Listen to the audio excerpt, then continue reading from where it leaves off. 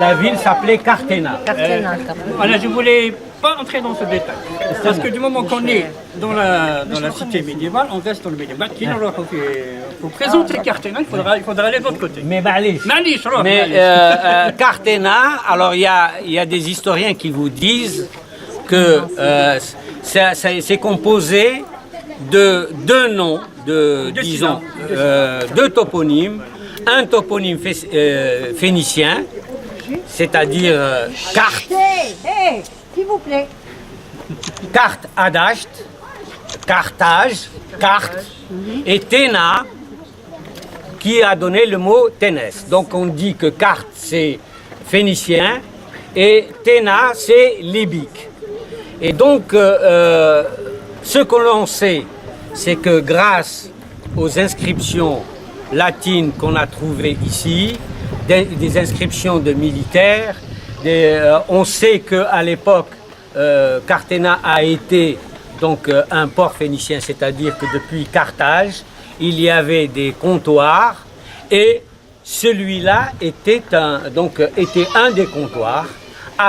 Après, donc, Cherchel, donc Yol, après Gunugu, Gouraya, on a donc Cartena. Et si vous voulez, donc c'est une période qui a montré que durant disons, l'Antiquité, c'était un port qui était assez important dans la mesure où des agglomérations sur l'ensemble de la côte nord-africaine se sont installées justement à l'embouchure d'Oued, puisque il fallait de l'eau courante, il fallait un terroir et il fallait donc un oppidum. Et là, donc Cartena ou donc Ténès était installé sur un oppidum, c'est-à-dire sur un monticule. Comme Alger, c'était un oppidum, comme Cherchel, etc. C'est-à-dire que c'était quelque chose pour se défendre. Et donc, on sait que à l'époque de Auguste, Ténès ou Cartena était déjà colonie. Donc, elle est signalée comme étant une colonie, c'est-à-dire qu'elle a passé différents stades. Et disons que Ténès a été colonie comme, disons, des villes comme Béjaïa, Saldé, Tubusuté, etc., c'est-à-dire en moins 27 avant de l'ère chrétienne. Et donc, comme Ammar vous parlait de cette porte-là, vous pouvez remarquer que vous avez des dessins sur des entrelacs. Des entrelacs qui sont donc un arc polylobé qui, à mon avis, est typique de l'époque almohade, c'est-à-dire du 12e, 13e siècle. Et ce que nous a dit Ma'ammar, c'est que un homme comme El-Bekri, qui est un géographe du XIe siècle et qui n'a jamais mis les pieds en Algérie, au Maghreb. Il n'a jamais voyagé. Il n'a jamais mis les pieds au Maghreb. Et ce qu'il dit, c'est son livre-là, Description de l'Afrique. El-Bekri est mort vers 1068, donc vers la fin du XIe siècle.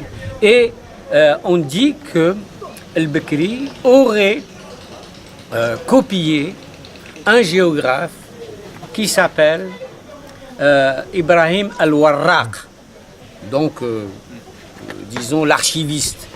Et on pense que El-Bekri a donc copié chez Ibrahim al-Warraq tout ce qu'il a écrit là-dedans, et il donne de Ténès une description assez complète. Et je vais, pour vous donner un peu un aperçu de cette ville, il dit ceci.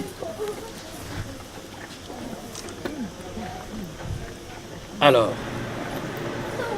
on va s'arrêter à Ténès, ville entourée d'une forte muraille et située à 2000 de la mer. C'est-à-dire, vous voyez qu'on est à l'intérieur. Dans l'intérieur de la place est une colline escarpée dont le sommet est couronné par un petit château. Cet édifice est dans une si forte position que les agents du gouvernement se le sont appropriés comme résidence. C'est pas nous. Ténès renferme une mosquée, Jama, et plusieurs bazars. La rivière Tnatin, qui entoure la ville du côté nord et de l'est, vient des montagnes situées à une journée de distance vers le sud et se décharge dans la mer. On trouve à Ténès quelques bains. Cette ville s'appelle Ténès la Neuve, donc il y a une Ténès la Vieille. Les habitants montrent sur le bord de la mer un château qu'ils disent être l'ancienne Ténès et qui, selon eux, fut habité avant la construction de la ville actuelle. Celle-ci fut bâtie en l'an 262, c'est-à-dire de l'Hégire, 875-876, donc de l'ère chrétienne, par les marins de l'Andalousie, bande d'aventuriers, au nombre desquels se trouvaient Al-Qarqani, Abu Aïcha, As-Sakkar et Sohaib. Elle fut peuplée par 2 colonies andalousiennes, dont l'une était venue d'Elvira, et l'autre de Todmir, Murcia. Les seigneurs de Ténès sont d'origine noble, leur ancêtre Ibrahim ayant eu pour père Mohammed, fils de Sulayman, fils de Abdallah, fils de Hassan, fils de Ali, gendre du prophète, bien sûr. Les marins dont nous venons de parler avaient l'habitude, en quittant l'Espagne, d'aller passer l'hiver dans le port de Ténès. Les berbères des environs étaient venus se joindre à eux, les invitèrent à s'établir dans le château et à y tenir un marché, leur promettant de les soutenir, de les favoriser et d'observer à leur égard les obligations de l'amitié et du bon voisinage. Les Andalous acceptèrent la proposition et dressèrent leur tente dans l'intérieur de la forteresse. Bientôt, ils virent arriver chez eux beaucoup de monde et dans le nombre tous leurs anciens amis de l'Andalousie. À l'entrée du printemps, ils tombèrent tous malades et les Andalous, jugeant la localité malsaine, remontèrent dans leur navire sous le prétexte d'aller chercher des vivres pour le reste de la population. Ils firent alors une descente dans Al-Mariya Bedjana et... Qu'est-ce qui se passe?